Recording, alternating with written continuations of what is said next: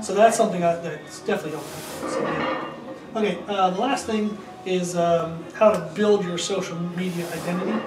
Now, you and I already talked about this last week. Yeah. So yeah, but I had recently read a book. How to build a story brand. Yes, thank you. I just blanked. Yeah, How to Build a Story Brand. And I love the book because it lit a fire in my butt. Yeah. But it said a lot of the stuff that I already believed to be true, but it said it in better ways than I did, and it added finer points and details to it. So so one thing I think is neat is when I first started doing Instagram, I posted things that I thought were helpful, I thought were interesting and cool, but it bounced around everywhere in terms of what I didn't have a clear message. So what was the point of what I was sharing? So that's something I think that's really cool is when you're trying to create a social media identity, are you trying to promote happiness with yourself? Are you trying to make the best, most hardcore athlete possible? You don't give a shit about their happiness. You just want to build as much muscle in their body as you can. Right. So, or are you about trying to build balance in life and understanding that the gym is only one part of life? What's your message? What do you want to get across to other people? So there's a niche for everything. Yeah, that's actually the second point. Yeah. So like you said, is if cut you off here, but if you're too broad based and you're I just want to talk about health and fitness, no, that's way too wide, and you won't look like an expert in really anything. You'll look like you kind of know what you're doing, but you're not going to look like the go-to person for that thing. You know? So for example, you want to run a supplement store. Supplements is your hyper focus then. And do you have a focus within supplements? You might not. I mean, specifically performance enhancing supplements. Okay. I'd like to say I know a lot about health and vitamin and mineral consumption, but I could talk all day on creatine monohydrate or beta alanine or the performance oriented ones. Yeah. So you might know there's as a trainer, I might need to know how to perform say 10 exercises. Right. This is really narrow focused. But I might think one or two are the best ones. Yeah. So I need to have a baseline of knowledge, yes. So you have to be a well-rounded trainer. But then you want to have your message or your niche, the thing that you're trying to get to people. Yeah. So recently, with reading my book, one of the concepts it talks about is if somebody asked you what do you do? You're oh, I'm a personal trainer. Oh, why do you do that? What's your why? What's your answer? Yeah. So for the gym, I actually came up with in the book they call it a one-liner, and I'm trying to work through it, so it might not be finished. But one thing, two things I thought a lot of people ran into was information clutter. There's so many things available nowadays. What do you listen to? So that was one thing I wanted to address. And the other thing I wanted to address was people feeling like they're doing stuff, but they're not getting what they want. Everybody feels like they're dieting. Everybody feels like they're training, but it's just not working. So I call it effort inefficiency. So basically those are two things I want this gym to be known for, is when you come here, we give you the clear-cut basics. It's just this, do this. That's it. And then also how to do it. Perfect. Right. How to do it well enough to get exactly what you want.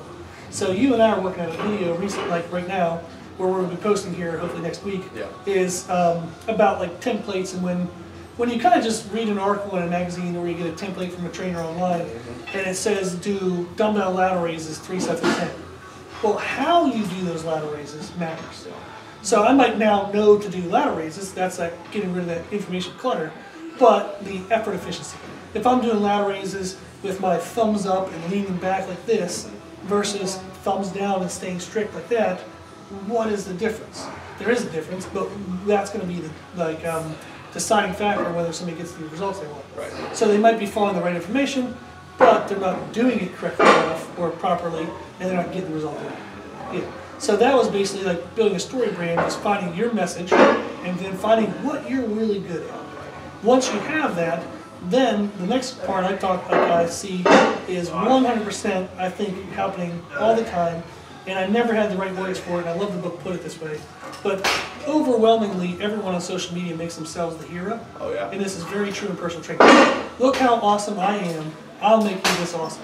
But it's all about me.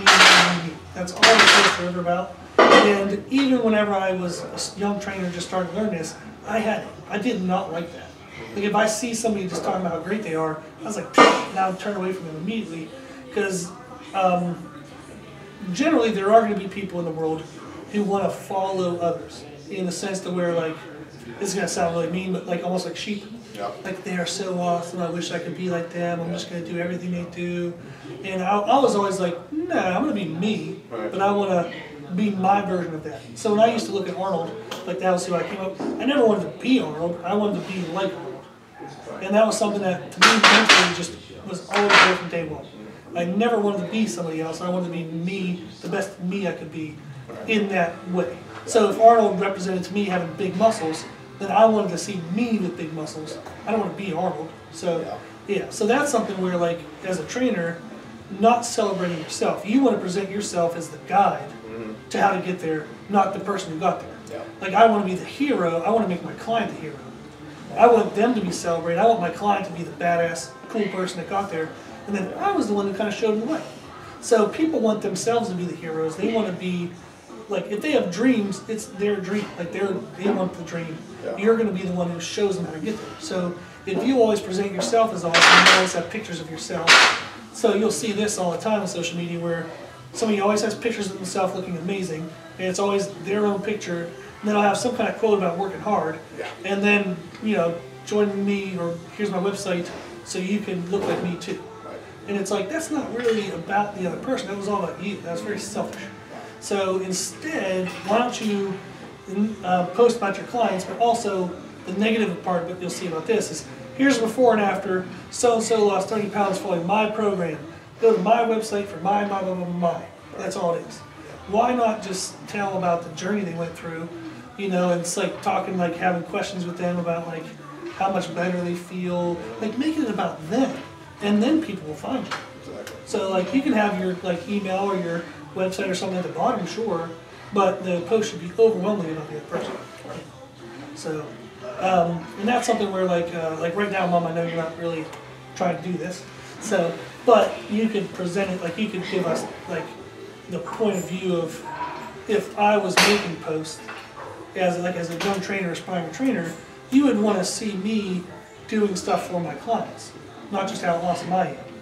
So like if you see me doing a post with, you know, say a 6-year-old lady, and then I have a post with a 22-year-old bodybuilder, then I have a post with, you know, a girl doing a bikini show, you're going to see, wow, this dude knows some stuff, and you follow me. But if always just me benching 405, that's not, you know, whoop-de-doo. That's so narrow focused. So yeah. Try to, go ahead. I think not only are you celebrating how they're doing physically, but that helps give them a boost in taking care of them emotionally. Yeah, emotionally, mentally, yeah. Yeah. So, And, you know, it's all about bringing value. You know, try to add value. You know, if you have a certain following base, try to put out, like what we're doing here, put out information. And if people enjoy what they're getting, they will go to that call to action. Yeah. So many people in the fitness industry want to put a picture of themselves and they add no value to what you're seeing. I know one person, they don't live around here, but they just post pictures of themselves flexing their biceps. And the only caption that they put is like hashtags. There's no like how to do anything. Like, you know, if I'm posting a picture of myself, I'm typically going to give somebody some advice. Or like say something about what that is significant. So yeah, like it's okay to celebrate yourself. Right. So like for example, if I make 10 posts, absolutely 1 or 2 of them can be about me. That's fine. You know, people need to know that you need to be able to show that you have authority about what you're talking about. So if they never see you, they don't know you. Like in a sense, like, but it's okay to celebrate yourself along the mix. Right. So, but out of 10 posts, should 1 or 2 be about you? Absolutely. Should 9 be about you? No. So yeah, so it's kind of like making a mix.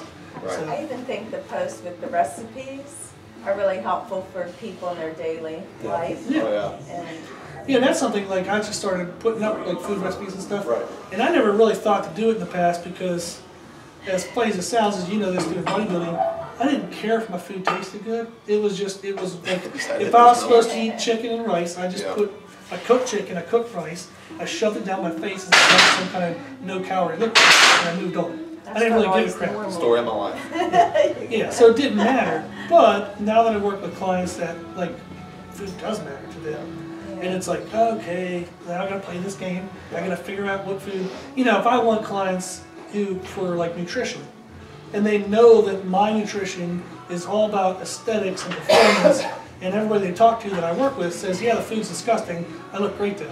And this person's like, I do want to look good, but I still want to enjoy my food. Exactly. I'm never going to get that client. Yeah. You know, so you have to have that balance. And it goes back to your message. Like if my message is to build elite athletes, I'm not going to care if somebody doesn't like food. And I don't even care if I post about that. Right. But my message, like through the gym, is that cutting information clutter, cutting down effort inefficiency. And part of that is like if I'm doing a diet and it's always miserable, I only do it for 2 weeks, I quit for a month. You know, then 6 months later, maybe I try it again, it's miserable again, I quit again. That's wasted effort. You're not really getting anything from that. So if we make it healthy enough, they enjoy it enough, they'll do it long enough, and they'll get better results in that 6 months doing it at, say, 80%, rather than 100% zero, 100% zero, like that. And you can go 100% and have taste good. You can. There's Yeah, ways to do it. yeah. I mean, So, Yeah. I'm on this kick right now. Yeah, I'm dieting, so Okay. I marinate just my chicken breast in Texas Pete for 24 hours, Oh, and I okay. just bake it. Doesn't add any calories, adds some No. sodium, but Yeah. dude. There you go. It gives it a But little bit of that's flavor. bodybuilder. That Yeah. it still probably doesn't taste the best to a foodie. But Well, it's better than boiled chicken. And, you Yeah. know, so yeah, I remember I did a diet Yeah. where I did boiled chicken and just frozen vegetables just cooked up in a pan. yeah, that's rough. And just ate that. It was Yeah. disgusting. Absolutely Yeah. disgusting. That's But, not good. but yeah, so that would be like the idea of building your brand is, you know, like finding the message you want to send, what you're good at, so your niche. Then you want to celebrate the people you work with, celebrate yourself a little bit of a balance, but make sure there's a balance of who you're celebrating. And then make sure you're doing it. Like Right. you said, sharing stuff with people. Yeah. If you show them what you know, they'll think that you have knowledge that's available, like valuable to them. Yeah. So there's a quote that I always like that says, you don't know what you don't know until you know that you don't know it. Right. So for example, people won't know what I know until I show them a little bit of what I know. Yeah, it's kind of like, So, who the heck are you? yeah. You know, I mean, if you just show up to the scene and say, "Oh, you should pay me for this," why? Yeah. You know, Gary Vaynerchuk's famous for providing so much free value. Like he pushes the limits. But there's a reason why his book that he released last week is like the best-selling book of all, like in the last 10 years. Yeah. If you on give, the market. people will Yeah. give back. Yep. So he's given so much that Yeah. when he sells a book, people are excited to buy it. Right. So that's the thing, is like when you give, and then you offer training services, people are excited to give you. Yeah. So that's something like definitely that you'll see in businesses. Cool. Okay. So that